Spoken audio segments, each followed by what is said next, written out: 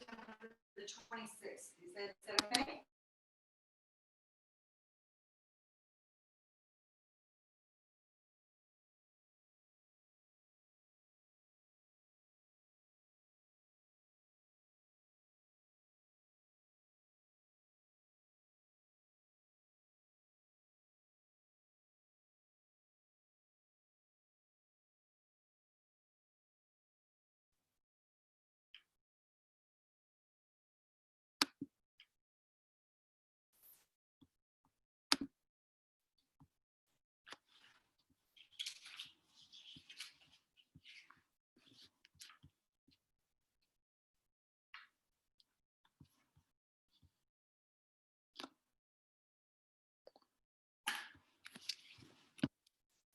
Anybody here?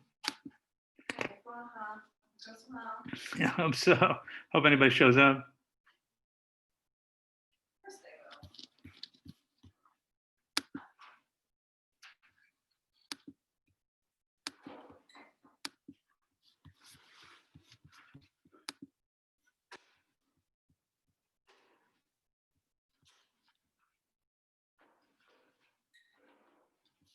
will. Oh, there we go.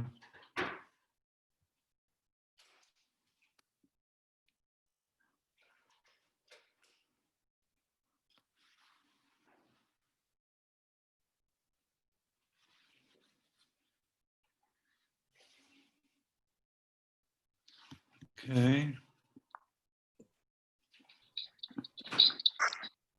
Hello, gentlemen. Ready. Hi, good evening. Good Good evening evening. to you. Good. How's your minion, Howie? Good, good. I'm bouncing around a little now because of the protesting and stuff and curfews. So like normally Chabad does a later Ma'ariv, which interferes with the curfew. So I'm going to one where they have the back-to-back late Mincha, first Ma'ariv, and I get out of there before the curfew. Got it. What time is curfew? 9. 9. And it usually takes me about 40 minutes to get home with the public transit. Wow. I'll look at vote. Yeah. Rabbi Yeah. Charlop, Yes, please. just a question. Would you like me to post this onto the Facebook of the yeshiva, or do you want me to make you the host and Rebbe could post it on your personal Facebook? I just want to tell you, I had 195 views last week. So it's Nice. just like, you know what I mean? I don't think the yeshiva, I'm going to get as much traffic. Also, I just want to tell you, Howie, I think you aced it for me. Because like the first shot, like when I posted it, the first shot was like I'm on one screen and you're like on the side with a mask, like walking. It like totally is like, oh, what's going on? You know? So I think you really got all the credit on this one to like, you know, get the whole thing. Hey, my pleasure. Rebbe, you've been. We got the good results and I didn't scare them. No, I think you draw them all in. Yeah. Maybe there was a certain, you know, they were concerned, you know, then I don't know if that was part of the problem, part of the issue, but you know. Maybe you've been dropping some heat on that Facebook page. Oh yeah, you know, totally. Yeah, I just want to see how I can keep it going. Yeah, I'm sure you could do that. Yeah, I just need to know some tricks. Why people are a little bit uptight. It's actually a Facebook thing in general. I seen Wow. like Oh. that crowd, like they just track that kind of stuff. Oh, it's just like, what in the world? Yeah. America, I'm telling you, like America has gotten out of hand. I just don't know what's going on with them. Okay, I think we're on. Just walk into the conversation. What are we talking about? What got out of hand? We're talking about how life has gotten out of hand in America. And I got I was under attack this week. I put a couple of posts up. Yeah, I got a few posts and was just like, whoa. Got like, I got clobbered. Yeah. criticizing the Is President it- Trump? Yeah. Anyway, Bad for that football player, Drew Brees. yeah. Okay. No, Americans have become like it, whatever. I just don't know what the heck. I don't know. I just don't know what's going on over there. If you have a different way of thinking than someone else today, it's become a crime. Right, exactly. It's a mob mentality. Yeah, it's also it's so unaccepting and it's so opinionated and it's frightening. I mean, again, I'm not saying that what happened in the black community is sin, but once they're in the community, once in the world, or in the American environment, or in any environment, it becomes intolerance. Once intolerance becomes a standard, so it will take different forms. So for this group, intolerance will be Trump is terrible, Trump is great, Trump is terrible, Trump is great. Right? For another group, it's going to be, if you got the guys on the right, it's like, don't take away our guns. You got the guys on the left. It's just like intolerance. Once you get into intolerance breeds intolerance. Yeah. And when you throw the media stoking it up, then it's like the log bomer fire. Sure. Listen, they got a lot of mileage out of it. Anyway, let's learn some Torah. You could talk about politics a lot better than I can. So I said some of the things that should be on your WhatsApp. Now we're going to have to jump through this one a little bit because there's really a lot to cover, and we're not going to do it in a linear way. We're going to get there's basically. Someone's got to tell the kids either to be quiet or to mute themselves. Well, that's me. I apologize. No, tell them the kids I love them. So we're just gonna have to, find a box for them. Yeah. Okay. Here we go. So we are. If anybody has it in front of you, that's great. If not, we'll do our best to discuss it. There's three basic sections over here. This is an overview from the Nesivos Shalom on the idea of this whole sefer. Parshas Bamidbar is one of these forum. When you get to it, it's kind of like, oh no, here we go again.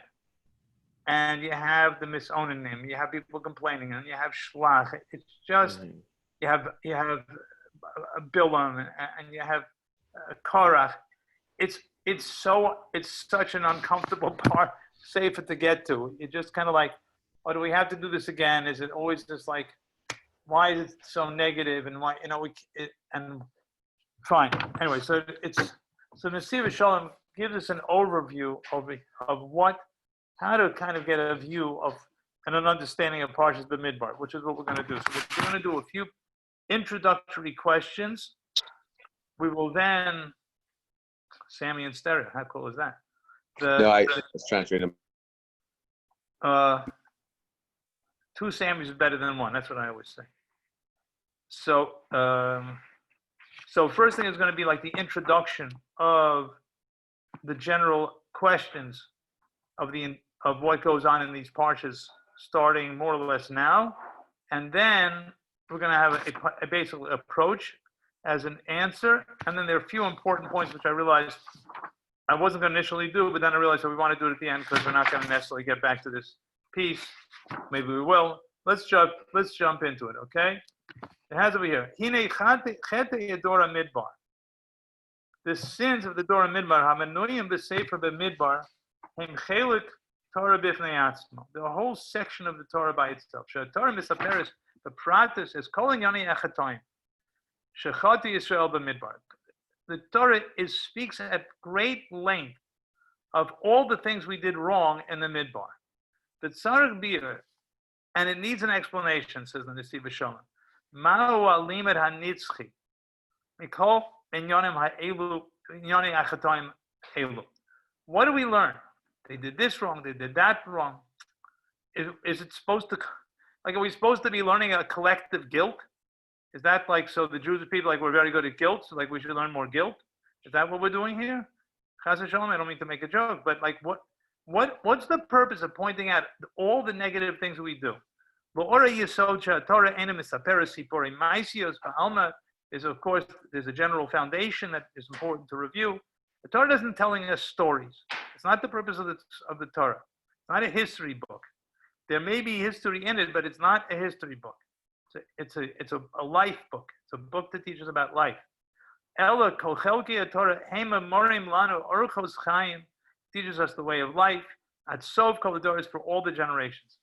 Ube'etzem inyan hachatoim matzinu b'Torah shenenshu al hachatoim elu ba'onshim kvedim ma'od shalom matzinu b'dugmasim. And the other thing is, when we do a chet, when we do something wrong, so we find that the punishments that are there are so intensely heavy, we can't even, it's hard to picture.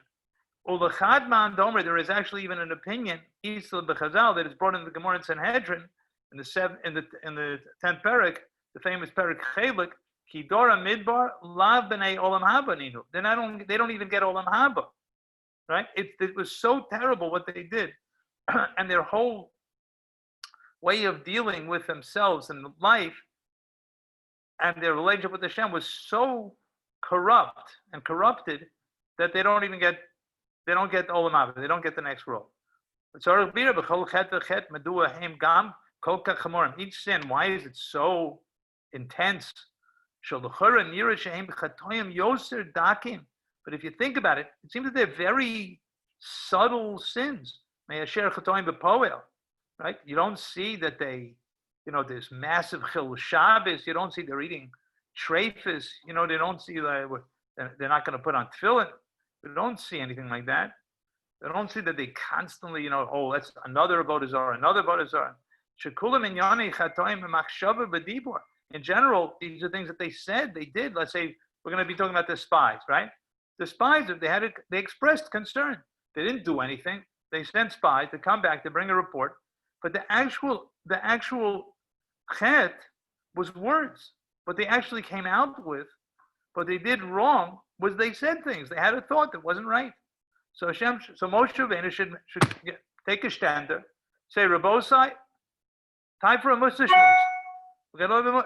But they didn't do anything. They didn't, disappear. They didn't. So the question in all of this is, Asher based in Shalmata enam then manishim al suk chatoim kevu. Based in Shalmata down here, they don't even.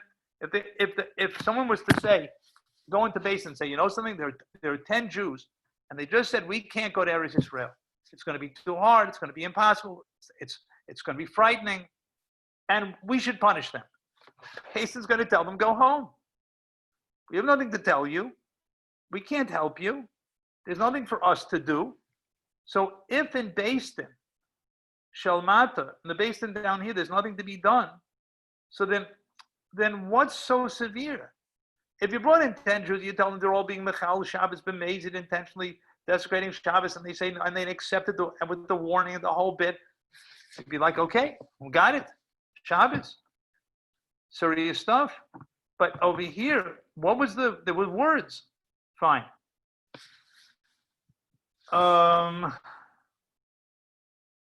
Okay. The next two paragraphs are more on the question. I don't want to take away from how important these questions were. That's right. Thank you, Marilyn. So I don't want to take away from these two paragraphs, but let's just jump to the answer, since there really is a lot of important things over here. However, there's a very big principle. It's brought in the holy Sfarim. Shekol hatarig mitzvahs hein tarig itin lemitzvahs, or lemitzvahs bo sidbak. Right? The 613 mitzvahs, according to the Zohar and according to Sfarim, are 613 pieces of advice of how to fulfill the mitzvah of bo sidbak, of being close to Hashem. All right. That's the purpose of the mitzvahs that we have. The purpose of the mitzvahs that we have is to fulfill the mitzvah of bo sidbak, to be close to Hashem. And again, this is what the Zohar says. It's called not so much that they're mitzvahs, but they're eating. I want to just take a pause over here. Let me just take a pause. The way that we start with mitzvahs and the way we approach it with mitzvah is Reishis Chachma Yiras Hashem. The beginning of Chachma is fear of Hashem. which means we don't do mitzvahs because of the fact that they make this incredible connection with us and the Creator. That's ahava, right? That's step 2. The way we start is we do yira first. Yira is because that means that we're not going to budge from it. It's not because we're in the mood, we're not in the mood, right? That's going to be the connection that we have. That's the start of mitzvahs. So over here, ultimately, the mitzvahs are for us to connect to Hashem. But there is a first step that we go through, which is the mitzvah just after. But the deeper idea of a mitzvah is to cling to Hashem. If anybody has now joined us now and is following, we are holding on the second page that I sent out, on the second column, towards the first few lines into that second paragraph. It says, that's the purpose of all our Torah and our mitzvahs is to connect to Hashem. The mitzvahs saying, shal yodam yizdabek b'Hashem yisborach. And the reason we put on tefillin, to get close to Hashem. The reason we keep Shabbos, get close to Hashem. The reason we whatever, that's the purpose of where we're trying to get to. So even though that gets lost, unfortunately, and maybe people didn't get that in their upbringing, they didn't hear that, but that's what he's saying clearly is the purpose of what we're doing in this business. Again, we do it, Hashem says he wants us to do it, but on a deeper level, that's what's happening. The Ramak mitzvah say hein eitzes shalinyani chiyuvim, and the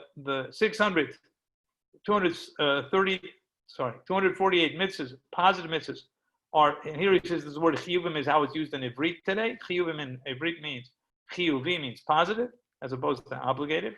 Asher b'kiyuma miskarev l'dveikas b'Hashem. That by doing them, putting on tzitzis, putting on tefillin, keeping Shabbos in the positive way, we cling to Hashem. B'shesam mitzvahs losa say hein eitzes al devarim sheyesh lehimona le'asos, and there's 365 negative commandments are to keep us away from certain things. Ki al yodam mitzrach kim Hashem yisborach. That distances us. We eat non-kosher food. It distances us from Hashem. We break Shabbos. It distances us from Hashem. Right? Sometimes we feel it. Sometimes we don't. But that's what's happening. Now, based on this idea that that's the purpose of what's going on in the mitzvahs, that the inner intention and reason that of Torah mitzvahs, or a purpose of Torah mitzvahs, is to connect us. Shalom Yisrael hu adveikas b'Hashem. Purpose is to cling to Hashem.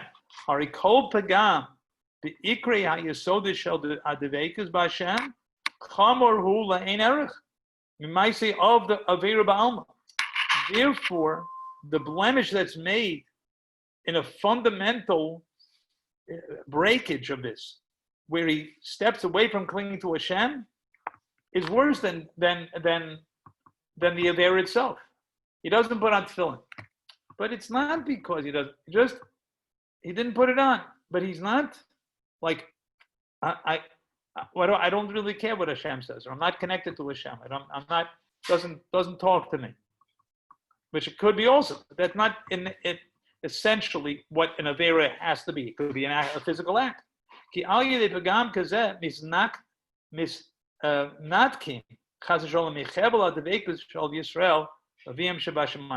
through certain sorts of blemishes in our fundamental connection to Hashem, we get disconnected.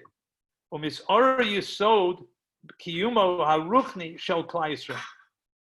it shakes up the whole foundation, the whole spiritual foundation of who we are as a people. That's what it meant by what we did in the Midbar.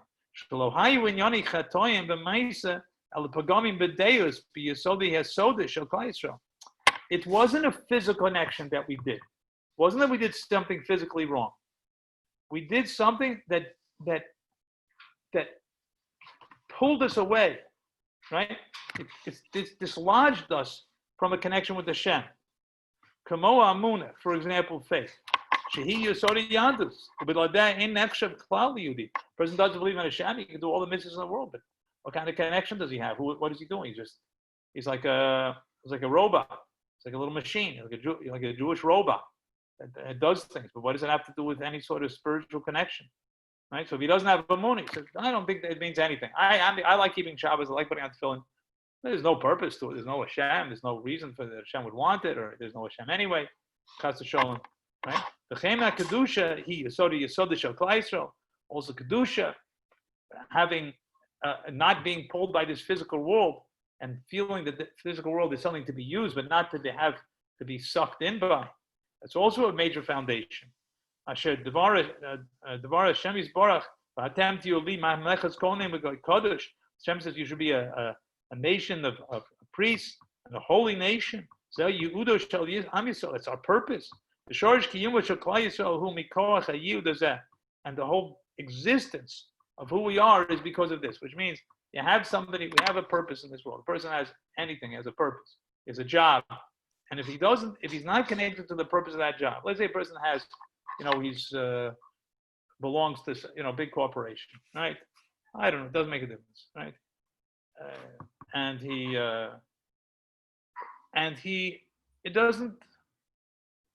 He can do one or two things. He's either a guy who's doing things wrong all the time, but he believes in the team, right? He's in with the team. So the boss tells him, listen, you have to fix up what you're doing. It's not good. It's not helpful. It's bad for the team. But then there's another guy who's like, I think the team there's no team. I don't believe in the team. I don't think there's any purpose for the team. I don't like the CEO. I don't like how the whole place is being run. You know what I mean? It doesn't. But he does exactly what he does. He does exactly what he's supposed to be doing. He fills out all the forms. He makes all the calls. He's great, right? He's a great worker. But he thinks like the whole thing is like a joke. So who's worse? Who's worse for the company, right? So in a certain way, of course, it's worse for the company.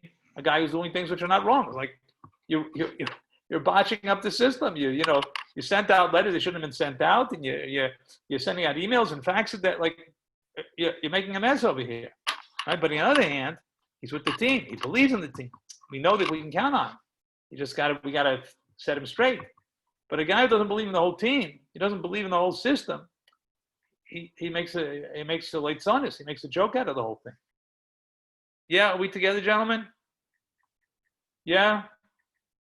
Beautiful. Wow. Benjamin, thumbs up. You with me? Yeah. Benjamin? Yeah, with you. Okay, good. All right, we're on. Good. Sammy, we're on. Oh, got it from Howie on the professional level. The professional got a professional thumb. I'm here. Okay. I'm here. Good. Beautiful. I got you, Sammy. Beautiful. Now we can go. Once I get the thumbs up, we can go. So that's the basic idea. So it gives us a general picture over here, right? That's the first two sins that happened, the two things that we did wrong. They are blemishes in how we look at the world. Because really what they were doing was challenging our connection to our faith to Hashem, and also the holiness that we're supposed to have as a people. Right? That's always important. There's a big emphasis on this in Slonimus Forum and the Nesivos Shalom, that there's Emunah and Kedusha, right? Emunah is our Makshava, Kedusha is our body, and both of those have a special avoda to be accomplished. They were complaining, didn't have food, right? They said that Hashem's not watching out, right? They argued on the whole foundation of whatever the Basham does is for the good. And they were repulsed by how Hashem was leading things. What is he doing? He's not cool. They kind of cut themselves off. They cut the cord of like the spiritual umbilical cord of being connected to Hashem. Based in down here won't punish them. The big yesod. This is a very, very nice yesod over here. Yaakov, you got to remember this one. This is a good one. What is based and punished for? Based is in a world of meisim. Basin is in a physical world, and they will punish for a physical deed. someone does something which physically disrupts the Jewish people, he kills, adultery, incest, right? It affects the physical well-being of the Jewish people. That's what Beis Din's job is down here. So even though, but over here, what happened in the parsha, they don't get punished. Ach klapi Beis Din shel Maila zeh chet chamer ma'od. But Beis Din shel Maila is interested. Where are we? Not just what are we doing. For example, my good friend Daniel over here. You know, he spent many good hours learning Tanya, connecting to the teachings of the Alter Rebbe, Zatzal, and it's all about not like what are we doing, but who are we? Who are we, Batson? Right? That's the Tzaddik, Beinoni, and Roshi is all about not like what are we doing, but who are we? So when it says that a person over there is disconnected, that's who he is. So when they're complaining, that's a reflection of his essence. So the essence, that's all about Beis Din shel Maila. They're like, what are you doing? And it's worse than everything that he does on a physical level. Why? It will pull him away from Hashem. Not only that, it wasn't just a few individuals. All the Jewish people did. And they were all separated, so to speak. Torn away from Hashem. That's why it was considered so seriously. So Hashem's fire burned against them, right? There was a certain intensity of what happened because of the fact that they're now disconnected from their entire purpose on this world. Let's go a little further, then I'm going to want to jump to the next paragraph. And then the people who complained about the food, Asher Bekirbo Isabu Taiva, they wanted a certain Taiva. They weren't happy with the food they were getting. That was against Kedusha. They were fighting, so to speak, with the Kedusha we were supposed to have.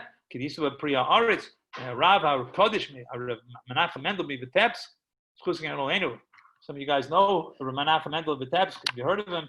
He's buried in Tveria. Was one of the Talmidim of the Baal Shem.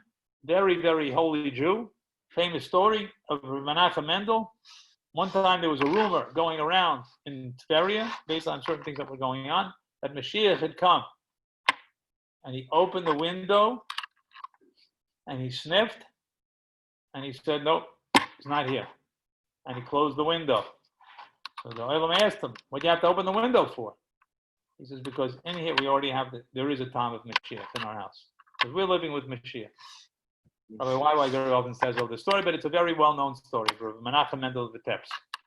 V'chein Isa b'Torah's Avos, Mimorana Sabakadisha, Milekevich. It's also bred in one of the Torah's Avos is a collection of the different Shlonim Rebbeim. It's Chusli Yogan Oleinu.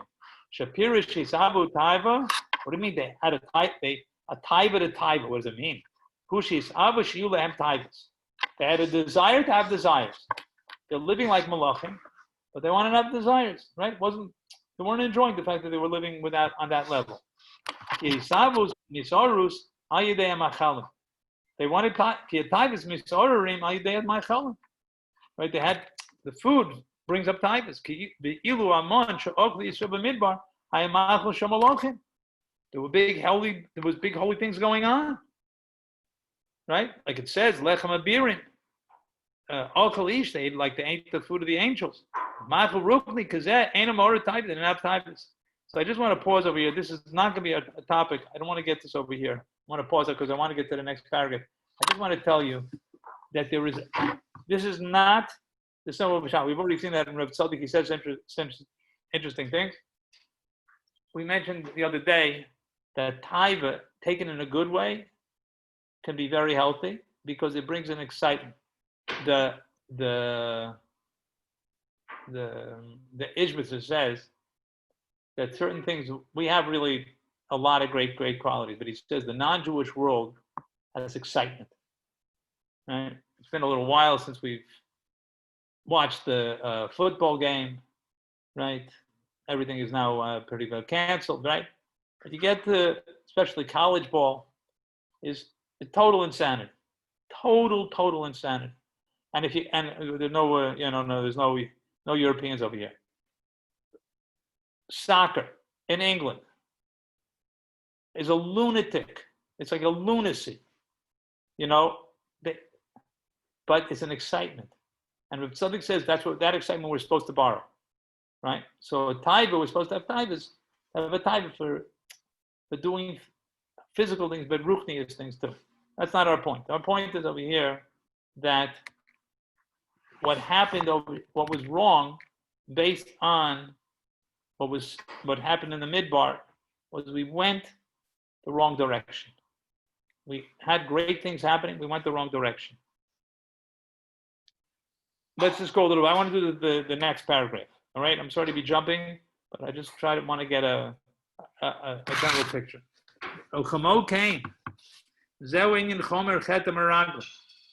Right? Which is of course the question of what did the Meraglim do? What was so terrible? They were afraid.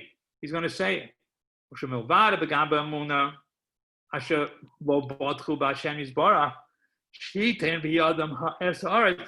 Even though they lacked a certain emunah, kafru gam the kedushas Eretz Yisrael. They denied the kedusha of Eretz Yisrael. Too bad I didn't post this one. There's a kedushas Eretz Yisrael. Asher his hanagu b'idei and hagasa b'idei Hashem Yisbar. The Baruch was running the show here. It says in the Pasuk, Eretz Hashem Elokecha Dorish Osa Tamid, and Hashem Elokecha Ba. The Baruch was constantly watching over here.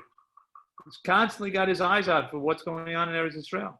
Doesn't mean he doesn't love Yidden everywhere. He even loves Yidden in Detroit. Imagine that? It's pretty great. He's a great guy. He loves Yidden in Detroit. But I see. Okay, he loves everything. But the point is, even in Washington Heights, he loves Yidden, and that's a chiddush. Yeah. No, he does. It's true. I'm telling you, Binyamin does. But Eretz Yisrael, he's watching here all the time. It says Vehem kafru b'kedushas u'masu b'tova. They denied the good. They were repulsed by the good. The bunch wanted to give them. Yimasu be'eretz achemda. The pasuk says they were repulsed by this beautiful land. Ulakach nenshu ad shenigzara kliya al kol hador, till the whole generation was wiped out. It's a pella. It's a pella. There's such a thing they're all wiped out for. That's the whole point. Korach is the same thing. The argument is on Chamunis Chachamim. Shehu miyasodos am Yisrael. K'mayim Kozlik. The Paul says, "V'yamidu Hashem Moshe Avdo." You got to believe in Hashem. You have to believe in His. Have to believe in the Baruch. You have to believe in Moshe. K'moshe Metzina b'Chazal. Shemidu al inyan Amunis Chachamim. The Darga Kokabo. They said great, amazing things about believing in the Chamim. K'moshe Omer, it says, Kol HaCholik al Rabo, Kolach al Shechina. Person argues with his Rebbe, it's like arguing with the Baruch Shalom. The Fila Behira Hari Hu, Kol HaMahari Acha Rabo, Kamahar Acha Shechina. Person has second thoughts about his Rebbe, he's doing things he shouldn't be doing. It's like thinking about the Shechina doing something wrong. Upirshu Inyan Bot Tidbak B'Talmid Chachamim. When it says in the pasuk, cling to the Hashem, it also means cling to Talmid Chachamim. Sha'al Yidei Dveikus B'Talmid Chachamim, Boim L'Dveikus B'Hashem. If you stay close to the Talmid Chachamim, you get close to Hashem. That's how the system works. Pagama das Korah, Hayav Shekavru B'Deus Binyanim Zeh, Amayis the Binyan Zeh. Amunis Chachamim. Korach was arguing in Moshe Rabbeinu. That's a lack of Amunis Chachamim. V'chet Zeh Hu Pagam B'Shar Shei Klaisa. That's a blemish in our very essence. Lo Lein of Alkain. Hayav Onsham Godel Mode. Gam Chetik V'Tikotz Nafshel Am B'Derech. And also another positive. They were complaining. They were sick of what was going on in the way. That's a chet misonim shepagmu be'omuna the chol the ovi rochman l'tavan. The might say everything that the thing that Baruch does is for the good. Okay, let's pause. So this is the second part. The first thing was what was the intensity? Why these extremely strict punishments? And the answer is because these weren't in actions.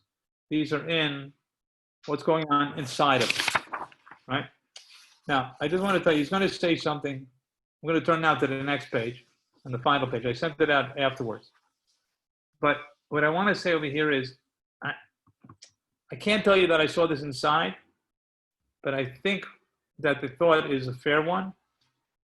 When they want to test for strep, I don't know how they do it the fancy way now, but they old, whatever, over here they still use it. They use something called a Petri dish. Some of you guys, Howie and I, we went to science class, we used to have a Petri dish. Any of you guys know what a Petri dish is, by the way? What generation are you guys? Daniel, you know what a Petri dish is? Daniel, you know what a Petri dish is? Okay. Daniel, because he knew old Russian Jews. So it's because he knows. He knew the old Russian, like the hardcore Russian Jews, used to take swabs and the alcohol would grow out. You know what I mean? And that was like, they were like, the more alcohol, the more healthier they were. But the Petri dish was like a thing. You take a little swab from your throat, you put it onto a certain environment, which is like, it's like a protected environment, and it grows, and you get to see really what's going on. I think the midbar was like a Petri dish. I never saw this inside, but I really think that's what was going on. It was a protected environment, was to see what was going to come out from the Jewish people. How were we going to grow? What were we going to develop? And that's what was going on in that time. So therefore, when things came out, they came out full force. All right. Gentlemen, the last page that I sent, this is where it is. So you can take a look, but this page, I don't think I can just skip through. All right, but hopefully these ideas of why it's so intense, because the fact that it's the foundation of our Amunah and our Kedusha, when we're disconnected from that. But it's also important for us to know. A person can be living with all the mitzvahs, but if he just doesn't go with the whole system, or he's not only by Kedusha, so it could be that he's doing all the mitzvahs, but he's not really getting the program. He's not with the program. That's the last page that I sent after I sent the first three. It says like this. And based on everything we said,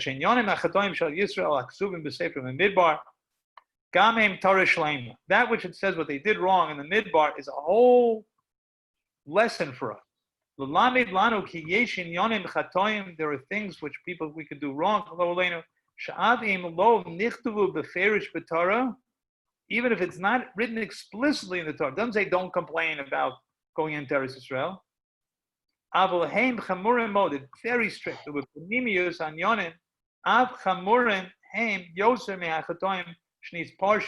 in a certain deep way, they're worse than those things which were actually written in the Torah. And again, this has been an important idea that the Nesivos Shalom has told us before, that he said that midos, at a certain level, is more important than mitzvahs, than doing an avera. And now he's telling us that which happens in our internal world is more important on a certain way than what actually is done on a physical level. Ki heim is menatkim u'marchiken Yehudi me'Kodesh Baruch Hu. They separate us from Hashem. U'ma'ararim yisodus yadus, and they stir up, they shake up. That would be a better word. They shake up the foundation of what it is to be a Jew. Shezeh haya inyan chetei midbar shahayu pagamim yisodus haklal Yisrael. And Amunah and Kedusha, because it was shaking up the whole foundations of being what the Jewish people is about, in terms of Amunah and in terms of Kedusha. The Sharin Yonim Haminatkin Israel Idvei Kusam Hashem Yisbarach, and anything that would else shake them up. Al Kain Haim Chatim Chatoim Kol Chamurim the Nenchu Aleim Ba'onchim Kashem Yos. That's why they got it so bad. Okay, now we shouldn't leave this in a depressed state, feeling like, oh no. Our Amunah, like here's a whole midbar which reflects on us, and we're like, let me take it on pause actually before we go on.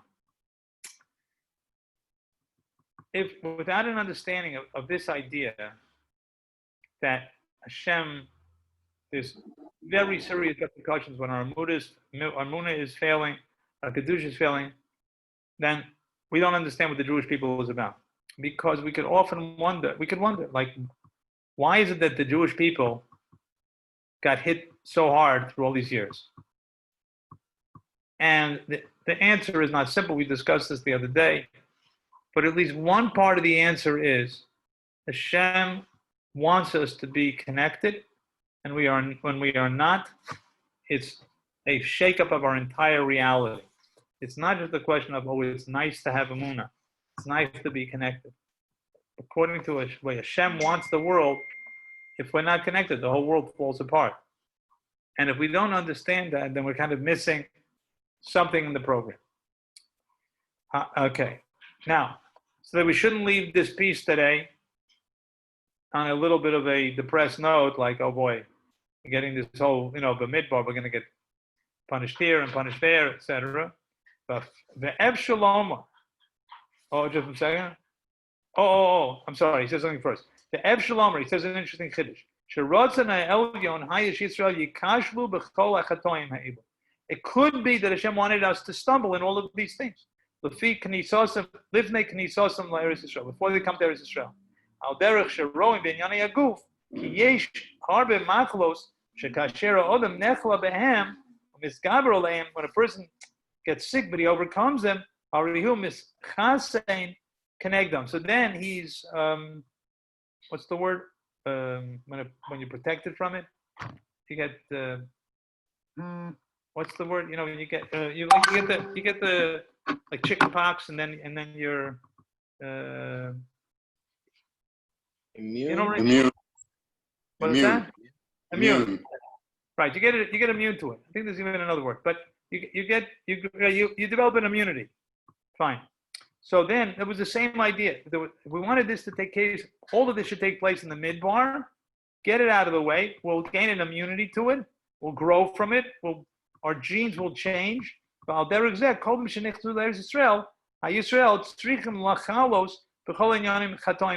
why Hashem wanted them, so to speak, to get sick. Let's get all the sicknesses out. Let's give them the chicken pox. Let them, get them the mumps. Get them the whatever it is.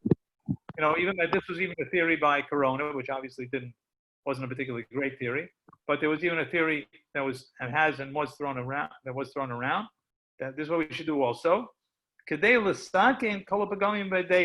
that we'll fix up the whole Jewish people, Israel will come like now with our immunities. That will be stronger with our immune, will be stronger in our kedusha. That's why could be that he says that's what Hashem wanted to have happen in these times. Let's leave this today's learning on a positive note, and on a positive side, on the side of good. It's always more. If there's something we see negative that seems to create tremendous negative, consequences, by good for sure, it's all the more so.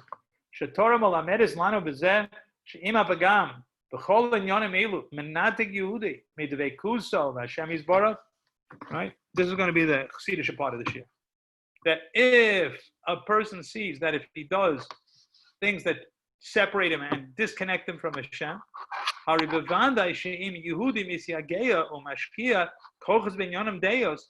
if a Jew puts his effort and he puts himself, he puts effort into with all of his abilities, in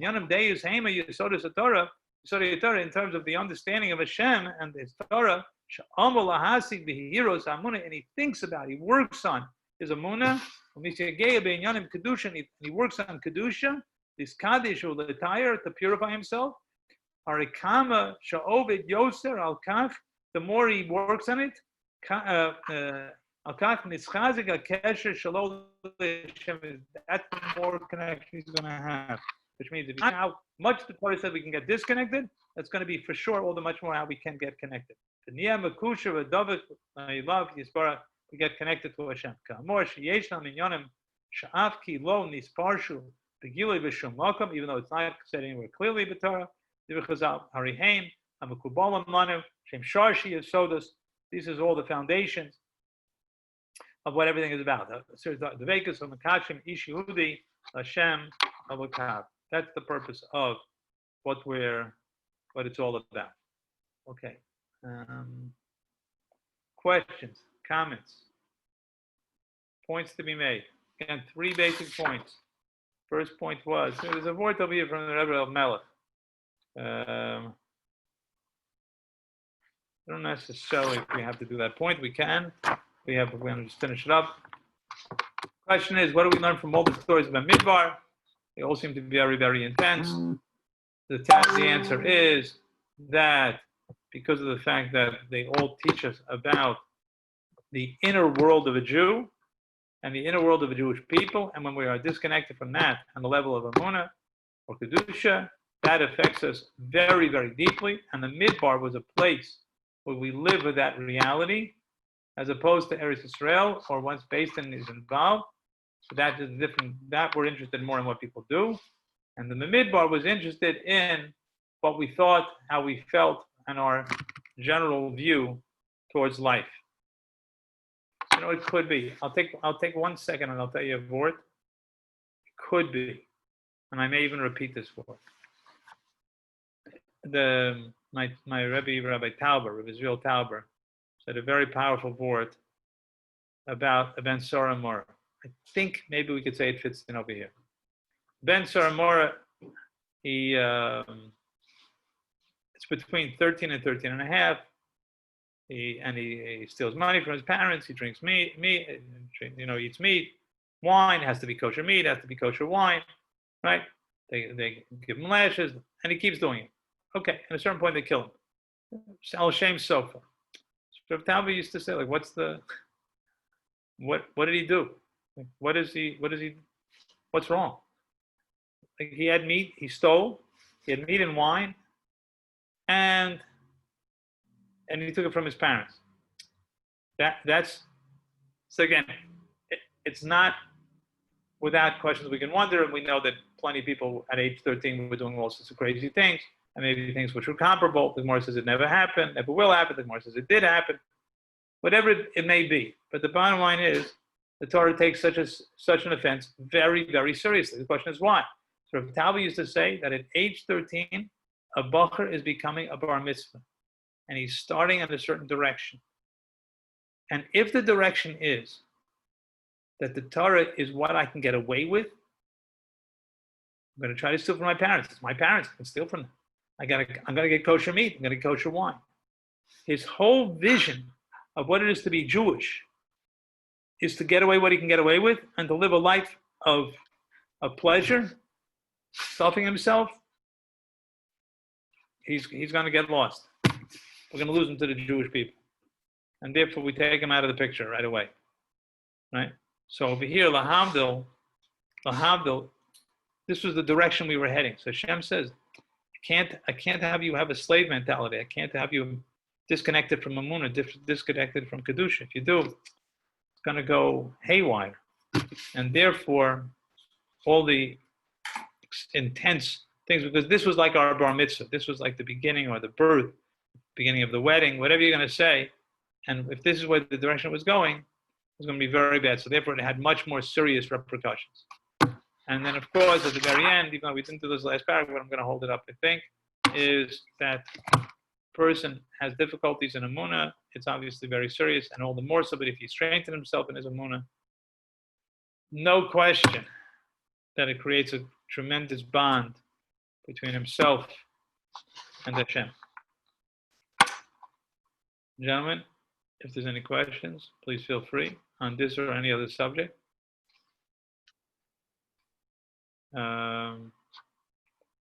Everybody should daven for the Shalom Malchus, for the peace of the king, of the welfare of the United States of America. They've been a very good country to us. They've been very, very nice to the Jewish people, extremely nice to the Jewish people. And we have to be concerned for their welfare, and that it should be safe for everybody, for all of its citizens, and that we should hear that there should be a spirit of acceptance with everybody. Okay, gentlemen, I'm going to hold it up here. Have a great Shabbos. All right. Thank you. Good Shabbos. Good Shabbos. Shabbos, Sammy. Okay. Good Shabbos. Good Shabbos, guys. Thank you all. Thank you for joining me.